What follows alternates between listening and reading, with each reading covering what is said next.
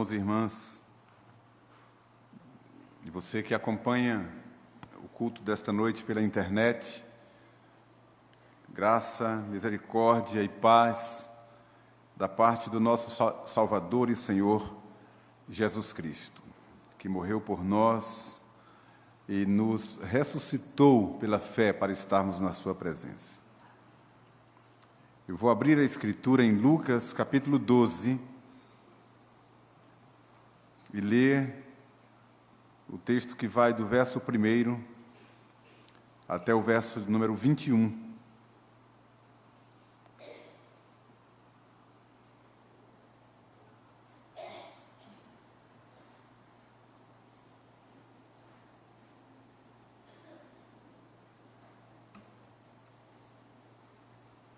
O fermento dos fariseus e algumas admoestações.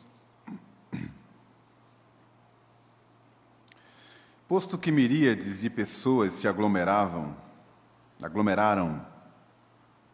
a ponto de uns aos outros se atropelarem, passou Jesus a dizer, antes de tudo, aos seus discípulos: cuidado com o fermento dos fariseus, que é a hipocrisia. Nada há encoberto que não venha a ser revelado, e oculto que não venha a ser conhecido. Porque tudo o que dissestes às escuras será ouvido em plena luz, e o que dissestes aos ouvidos no interior da tua casa será proclamado dos eirados. Digo-vos, pois, amigos meus, não temais os que matam o corpo e depois disso nada mais podem fazer. Eu, porém, vos mostrarei a quem deveis temer. Temei aquele que, depois de matar, tem poder para lançar no inferno. Sim, digo-vos, a esse deveis temer. Não se vendem 5 pardais por 2 asses? Entretanto, nenhum deles está em esquecimento diante de Deus. Até os cabelos da vossa cabeça estão contados todos. Não temais, bem mais valeis do que muitos pardais.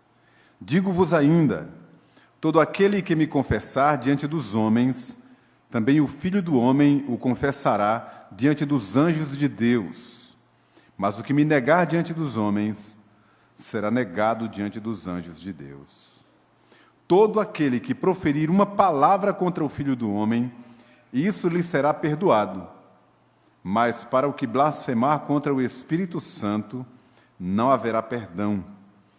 Quando vos levarem às sinagogas e perante os governadores e as autoridades, não vos preocupeis quanto ao modo por que respondereis, nem quanto às coisas que tiverdes de falar.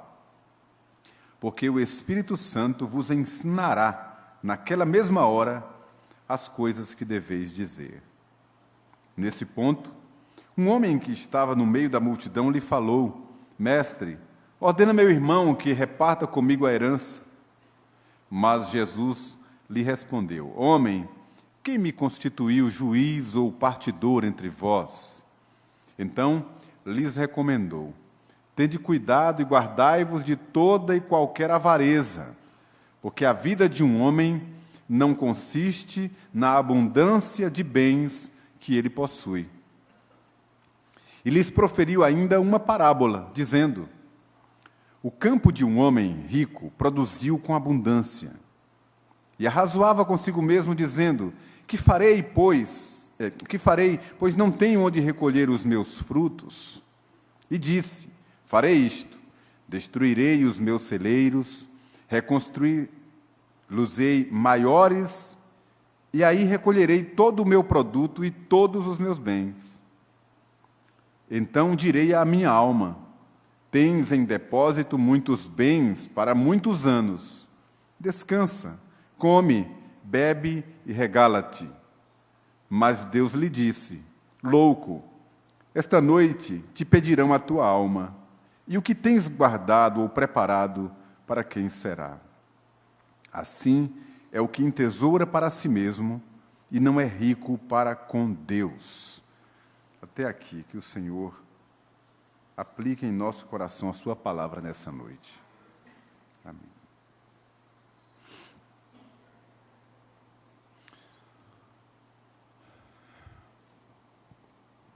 Em primeiro lugar, eu quero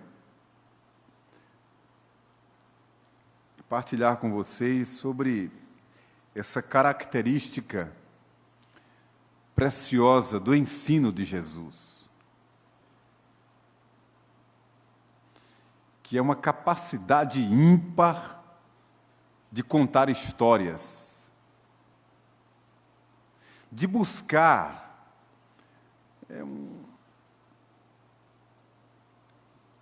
em uma metáfora uma lição preciosa e profunda. Algumas lições curtas, outras um pouco mais elaboradas, mas todas muito contundentes e muito claras. E esta parábola, quem estava ouvindo Jesus teve que ficar calado, meditando profundamente.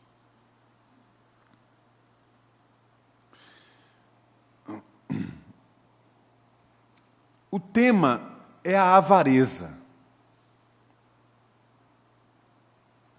que, segundo a própria Bíblia nos diz, é idolatria. E é como o pecado de feitiçaria, a rebelião.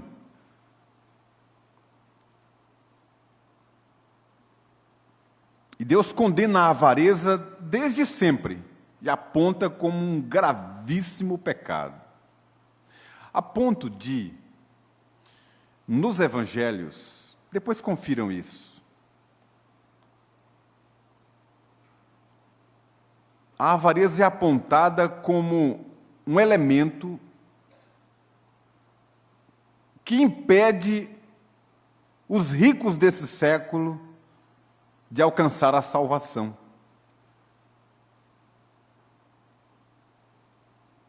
Jesus disse que é muito difícil um rico se salvar. Mas não é pela riqueza em si, é pela avareza do coração. Esse é o elemento. O salmista diz: se as tuas riquezas prosperam, não ponhais nelas o coração. O problema é o coração. O Senhor Jesus disse também: onde estiver o teu tesouro, ali estará o teu coração. Fez um teste com um jovem rico, que tinha muitas posses, muitos bens, e que seguia Jesus, e que guardava os mandamentos desde pequenininho. Tinha tanta confiança de que estava justificado por guardar os mandamentos, que lançou sobre Jesus essa proposição: o que me falta? Tão confiante estava. O que é que me falta para herdar a vida eterna? Guardas os mandamentos? Sim, desde pequeno. Quais são? Não matar, não roubar, honrar pai e mãe. Saiu descrevendo os mandamentos morais. E Jesus disse: você faz muito bem assim. E você está certo em guardá-los. Jesus não disse que ele não guardava. Veja que coisa curiosa. Aí Jesus diz apenas assim: mas faça o seguinte, uma coisa te falta. Vai, reparte os seus bens com os pobres e depois siga-me. E o texto diz que aquele jovem saiu entristecido, porque amava as riquezas, amava muito os seus bens aos quais estava tão apegado. É um tema recorrente. Está presente em toda a Escritura. E Deus condena a avareza assim veementemente e claramente na Escritura. Esse é o tema dessa porção. Mas eu vou focar em outra coisa para mostrar para vocês aqui, dentro do que falei de manhã. Vejam o final, o desfecho desta parábola, que está falando de um coração apegado às riquezas, que valoriza as coisas desta vida, deste mundo, bens materiais, e não é rico para com Deus. Outro tipo de riqueza. Veja o desfecho da parábola. Verso 19, O tal homem da parábola, dizendo para si mesmo, diz: olha, direi à minha alma, tens em depósito muitos bens para muitos anos. Descansa, come, bebe e regala-te. Mas Deus lhe disse: louco, esta noite te pedirão a tua alma e o que tens preparado, ou em outra versão, guardado, para quem será? Assim é o que entesoura para si mesmo e não é rico para com Deus. Primeiro destaque para a gente pensar. Notem que o homem que se arvora de grandes bens fala para a própria alma sobre a riqueza que possui. Ele acreditava que estava entesourando coisas, bens, para a sua própria alma.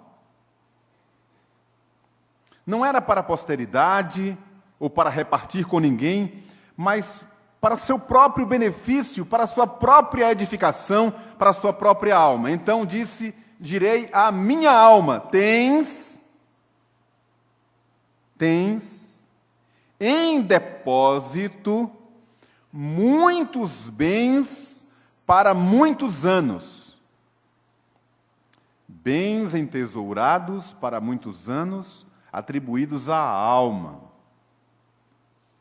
Um tipo de riqueza que está na escala de Deus no sentido inverso. Porque o rico da parábola, para Deus é outro.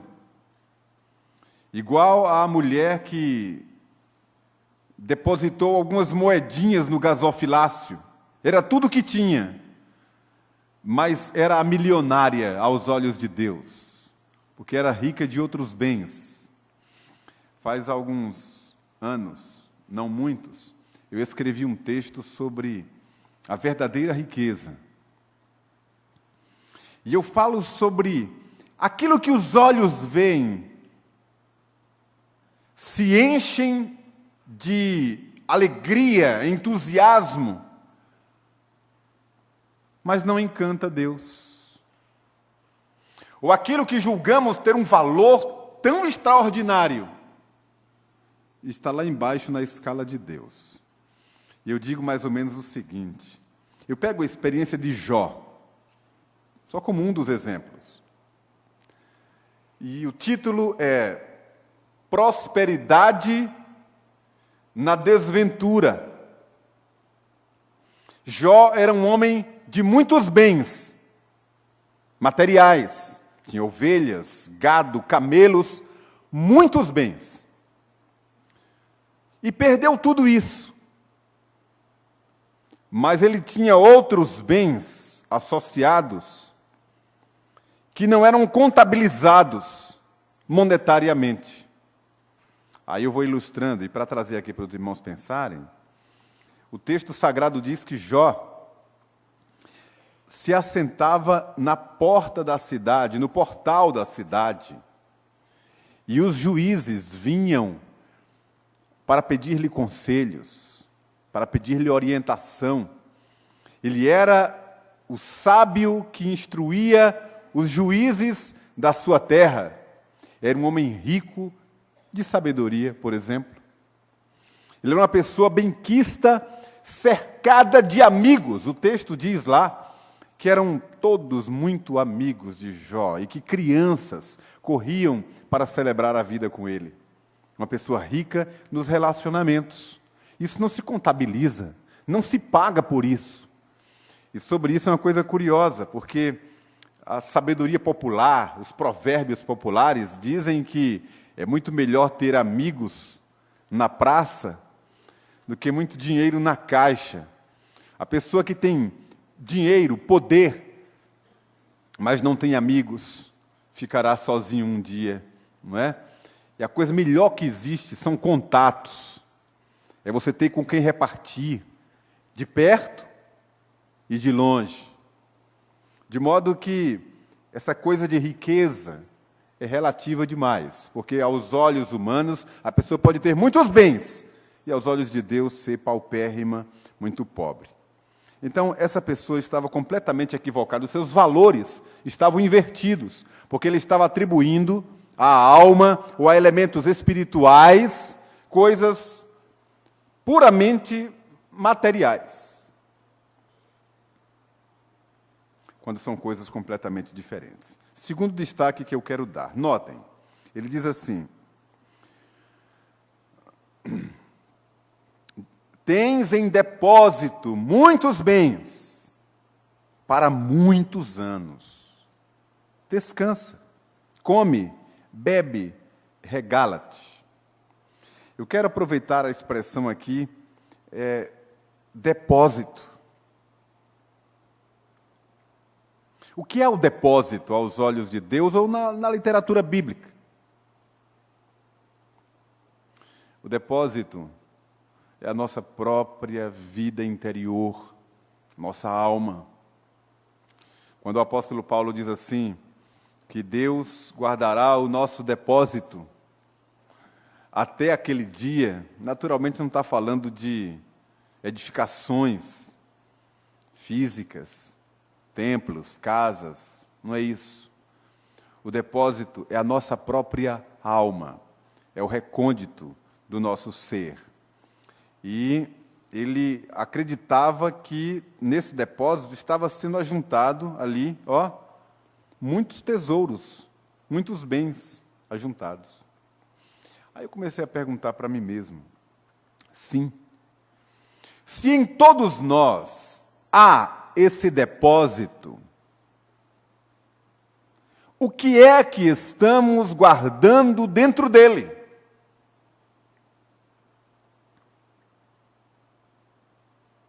O que é que estamos entesourando em nosso mundo interior? Deixe-me dar 2 exemplos bíblicos para a gente pensar juntos aqui. O primeiro, Mateus capítulo 12 e depois o capítulo 15. Esses textos falam sobre o que a gente guarda para a gente mesmo. Era Jesus se referindo aos fariseus e como eles ficavam julgando as pessoas pelo que comiam, o que entrava pela boca e aquilo que saía da boca, que contaminava o homem. E o que é que o Senhor Jesus diz ali?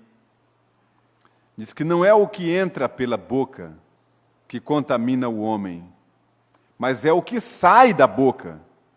E ele explica, porque o que sai da boca é o que vem do coração.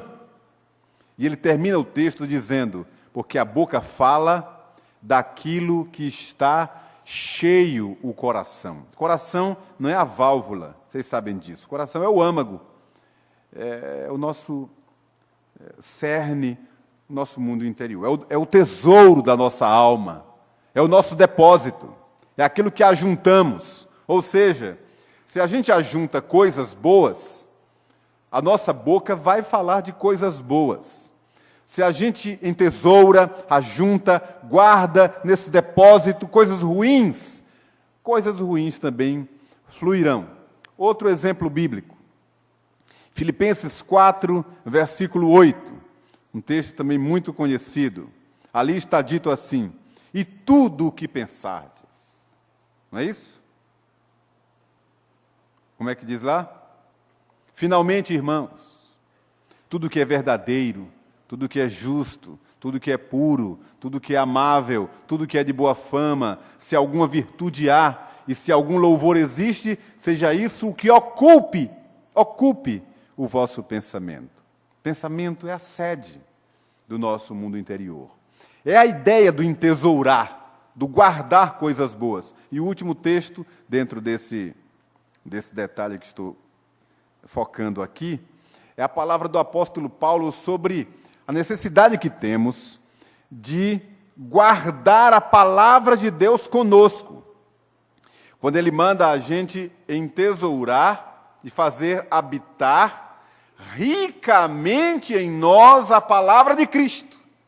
A ideia é essa, de a gente ler, meditar, guardar, decorar, colocar como se fosse num depósito mesmo, num arquivo, onde a gente possa entesourar, ou seja, colocar como dentro de um baú, uma coisa preciosa, as coisas boas da palavra de Deus. Esse é o bom tesouro de que a palavra de Deus fala. Então veja a diferença.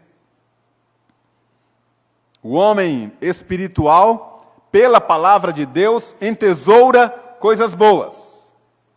Guarda a palavra de Deus. Guarda os ensinamentos do Senhor. E isso de forma rica. O homem natural quer entesourar coisas, bens, posição, poder, prestígio, as suas conveniências e comodidades. Veja que ele estava se preparando para viver da forma mais cômoda possível aqui na terra, sem repartir nada com ninguém. Ele queria juntar para si. Vê que ele fala para a sua própria alma. É uma mensagem para si, uma coisa bem egoísta.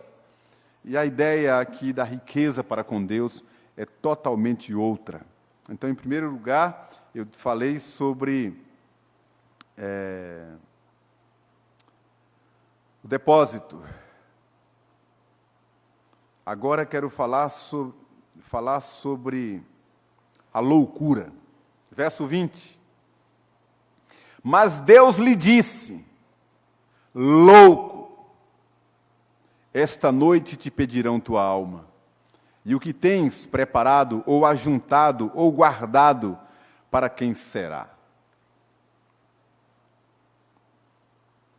A palavra que Jesus escolheu é a mesma palavra para insensato que aparece nos escritos de Paulo. É uma questão de loucura mesmo. E é uma palavra grega que a gente encontra uma palavra relativa, semelhante, em hebraico. Quando o salmista diz assim: diz o insensato no seu coração, não a Deus.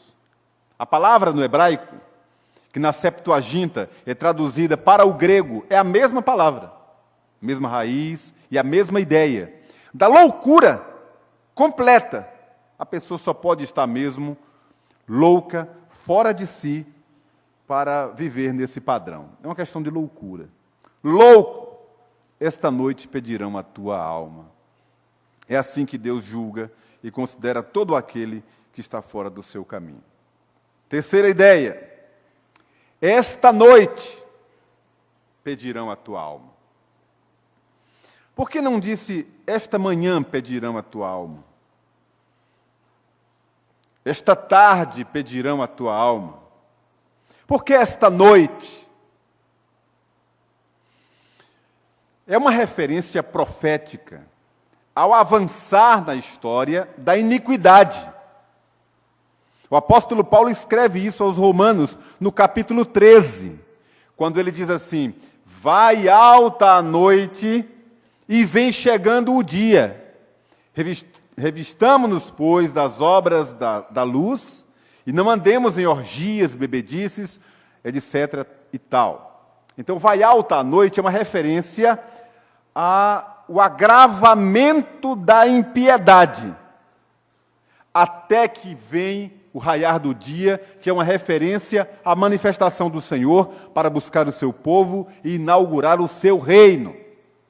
Então, essa noite aqui é uma referência à iniquidade no seu limite, para que venha o Senhor. É uma referência à vinda do Senhor.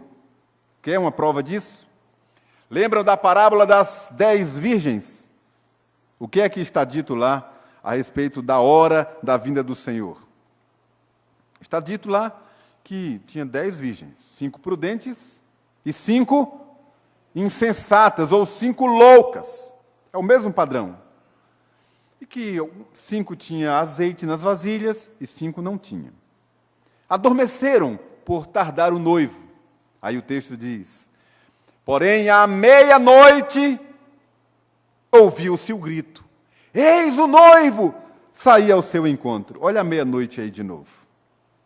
É essa referência. Então saibam, é uma referência à iniquidade que se agrava, se aprofunda, se avoluma, até que venha o Senhor. E é isso que o texto está dizendo. Louco, esta noite pedirão a tua alma. Quarto item que quero destacar. À meia-noite, gravidade, aprofundamento, a iniquidade que se avoluma, como vimos de manhã. Aí o que é que o texto diz? Pedirão a tua alma. Pedirão a tua alma é pedir conta. É a prestação de contas. De que a palavra fala abrangentemente. O Senhor Jesus disse que de cada palavra frívola que proferirem os homens, dela darão conta no dia do juízo. A palavra de Deus diz que todos nós compareceremos perante o Senhor e seremos julgados todos. Os crentes não entrarão em juízo, mas serão também julgados por cada gesto e por cada palavra. Podem ficar certos disso. Não haverá condenação, porque não há mais condenação para quem está em Cristo. Mas prestaremos conta. Daremos conta de cada ato, de cada gesto, cada palavra, comportamento da nossa própria alma. Fiquem sabendo, pedirão conta. E essa conta é mais ou menos o seguinte, Daniel. Tem 2 livros lá, de que a Bíblia fala. Imagine aí. Muitas vezes já fiquei assim, momentos, muito tempo, parado, só imaginando, tentando pensar de como será quando chamar o meu nome. Porque o texto diz que estaremos diante do trono de Deus. E o texto diz que compareceremos pessoalmente perante o trono de Deus. Não será a família. Não será uma chamada por congregação, por igreja, no atacado. Será individualmente, porque Jesus morreu individualmente por cada um de nós. E aí, 2 livros estarão lá. Um livro é só com a lista, com o rol. E Deus dará ordens e mandará que o anjo procure na lista. Aí, está aqui o nome. Ou não está. E abrirá, então, o outro livro, o livro da vida. Que é o que o salmista diz no Salmo 139. Lembram? E no teu livro foram escritos todos os meus dias, cada um deles, escrito e determinado quando nenhum deles havia ainda. São 2 livros. Então os nossos atos estão nesse livro de Deus. E então nós prestaremos conta. Louco, esta noite pedirão a tua alma. Quinto destaque, caminhando aqui para o fim. Pedirão a tua alma. E o que tens preparado, ou ajuntado, ou guardado, para quem será? É a ênfase no conteúdo. O que tens? Que é o que importa. Lembram da parábola das 10 virgens? Vou voltar a ela agora dentro desse detalhe. Imagine a cena comigo. O texto diz que eram 10 virgens que saíram a encontrar-se com o noivo. As 10. O mesmo perfil, mesmo padrão, as 10 virgens, todas saindo a encontrar-se com o noivo. As 10 tinham lâmpadas nas mãos, um candeeiro. Na aparência, eram todas iguais. Todas esperavam o noivo.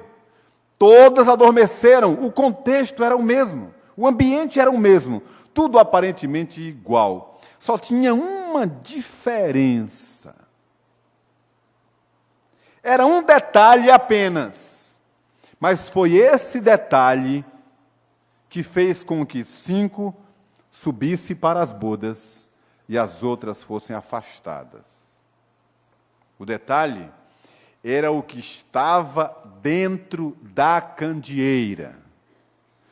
Não a aparência, porque a forma era igual às demais. Era o conteúdo, era o azeite. O azeite é um símbolo do Espírito Santo. É por isso que a Escritura diz com todas as letras, teologicamente: e quem tem o Espírito de Cristo... Não, é o contrário. Romanos 8. Romanos 5 a 8. E se alguém não tem o Espírito de Cristo, esse tal não é dele. E depois, aí sim afirma, que se alguém tem o Espírito de Cristo, o mesmo Espírito que ressuscitou a Cristo, também vivificará os nossos corpos mortais. O segredo é esse. É a redenção, é o selo do Espírito Santo, é o conteúdo, é o que a gente tem guardado conosco. Ninguém pode arrebatar, ninguém pode tocar. Está no nosso mundo interior, no nosso depósito. E foi por isso que Paulo, conscientemente, enfaticamente, eu acho que ele estava pulando de alegria, quase que babava ao falar isso. Ele disse assim: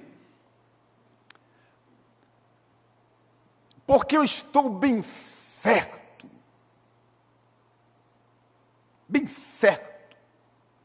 de que nem morte, nem vida, nem anjo, nem principado, nem potestade. Saiu descrevendo muitas coisas e depois disse assim, que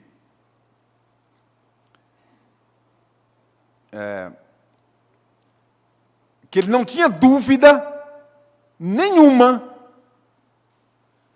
de que Deus guardaria o seu bom depósito,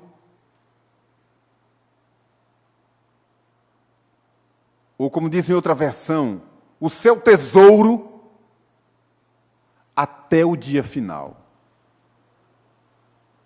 O bom depósito, o tesouro, é o Evangelho, é o conteúdo que nós carregamos. Isso faz toda a diferença. Então, esta noite te pedirão a tua alma. E o que tens guardado, o que tens ajuntado, o que tens entesourado, para quem será? Vou finalizar com esse para quem será. Para quem será?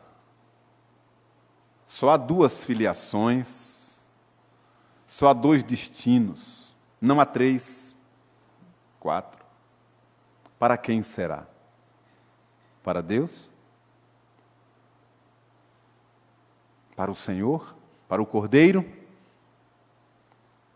Ou para Satanás? Esta é a palavra de Deus para nós, nesta noite. Sabem por quê? Porque Deus está preparando um povo para o arrebatamento. E essa geração é uma geração que corre atrás de muitas coisas materiais. O existencialismo campeia e nós precisamos nos voltar para as coisas de Deus. Entender que a maior riqueza que alguém pode ter é a salvação. O maior bem que nós temos é o Senhor. As bênçãos são consequências, são dengos que Deus nos dá. Mas a maior riqueza nós já temos. E o que foi que o Senhor Jesus disse, falando sobre a ansiosa solicitude pela vida, que é a continuidade do texto? Buscai, pois, em primeiro lugar, o reino de Deus e a sua justiça. As demais coisas, Ele nos acrescentará. Louvado seja o Senhor.